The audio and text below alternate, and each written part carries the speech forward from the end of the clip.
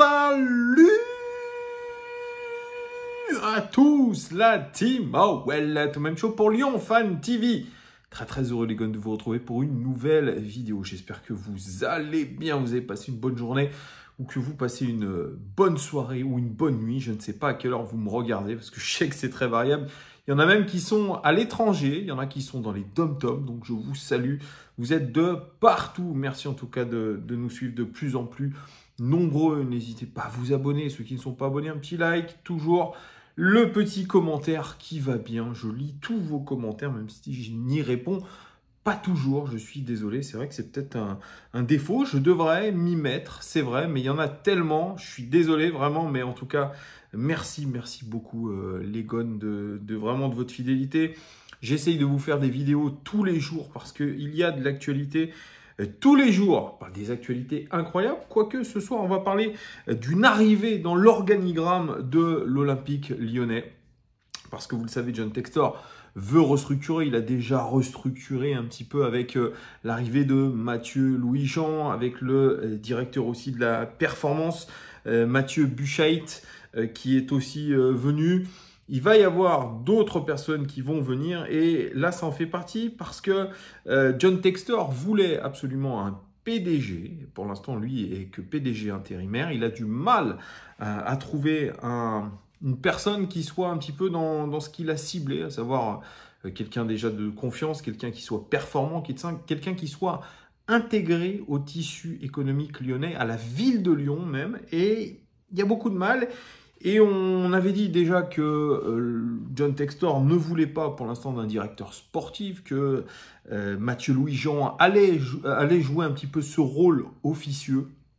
Et là, aujourd'hui, le très bien informé Hugo Guillemet de l'équipe, vous savez, il est un petit peu l'organe de communication du groupe Eagle via le journal L'équipe. Tout à l'heure, il y a eu un petit article, et ça, on l'a pas vu venir. Moi, je ne connaissais pas cet homme, Santiago Cucci, futur directeur général intérimaire de l'Olympique lyonnais. C'est un Basque. Alors, j'ai fait mes petites recherches, il a 53 ans.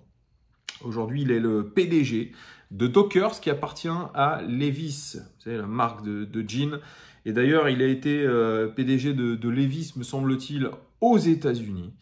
C'est ce qu'il a dit dans ce podcast très intéressant que j'ai écouté, une interview qui durait une demi-heure.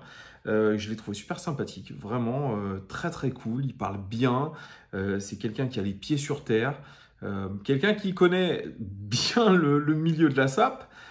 Parce qu'il officie dedans, mais au niveau football, je ne pense pas qu'il connaisse grand chose. C'est un dirigeant qui est originaire de Saint-Jean-de-Luz dans le Pays Basque. Il a des parents, je crois, basques espagnols, originaire de San Sebastián. Il a une triple culture, il est franco-suisso-espagnol. Voilà, triple culture pour lui. Et c'est un garçon qui prendrait avant tout son poste chez Eagle Football. Alors, John Textor, on le sait, il cherche une pointure, comme je vous ai dit, capable de diriger l'Olympique lyonnais. Et pour tout ce qui ne concerne pas le football. Donc, bon, il n'a pas besoin de connaître apparemment le football. Et il s'est penché sur l'expérimenté Santiago Cucci parce qu'il est, comme je vous l'ai dit, hyper expérimenté pour prendre un poste de directeur haut placé dans le groupe Eagle.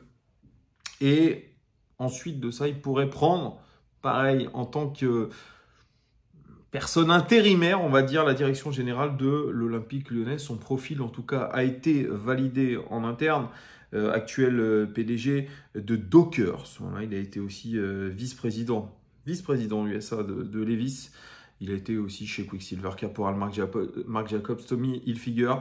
Donc un homme qui a eu plutôt du succès dans le monde de la mode. Et aujourd'hui, on sait que Eagle utilise pas Pôle emploi, mais utilise la société américaine de chasseurs de tête CAA Base, qui, nous dit-on dans cet article, vient de commencer ses investigations. En tout cas, c'est une recrue forte, hein, comme je vous ai dit. J'ai écouté un podcast hyper intéressant, hyper terre à terre. C'est un père de famille de 5 enfants et il y a beaucoup de culture à la maison où Ils parlent espagnol, tous entre eux. Et c'est vraiment, comme il dit, une synergie avec toute sa famille. Ils apprennent des choses ensemble. Voilà ce qu'il dit. Il dit, on en apprend tous les jours. J'apprends de mes enfants apprennent de moi, de ma femme. Donc il y a beaucoup d'apprentissage en tout cas. C'est quelqu'un qui a vraiment pas la grosse tête. Je vous jure, j'ai écouté avec passion ces 30 minutes de podcast où il raconte un petit peu sa vie. Et il raconte sa vie notamment aux États-Unis. Et le fait qu'il ait emporté avec lui sa culture basque parce que il y a chez lui une forte empreinte du Pays basque. Et moi, j'adore le Pays basque. Je vais dans les Landes en vacances, mais je vais aussi à côté dans le département voisin, les Pyrénées-Atlantiques et le Pays basque, Saint-Jean-de-Luz. Exceptionnel, Saint-Jean-de-Luz. Et puis quand vous allez dans le Pays basque espagnol avec San Sebastián, qui est pour moi l'une des plus belles villes d'Europe, pour ceux qui n'ont jamais été, n'hésitez pas à y aller. Et donc lui, il a cette forte empreinte de ça, avec notamment cette culture surf, cette culture même, je dirais, de la gastronomie, parce que là-bas, on mange très très bien aussi. Et c'est ce qu'il a un petit peu emmené avec lui dans ses bagages aux États-Unis, parce que la vie est différente là-bas.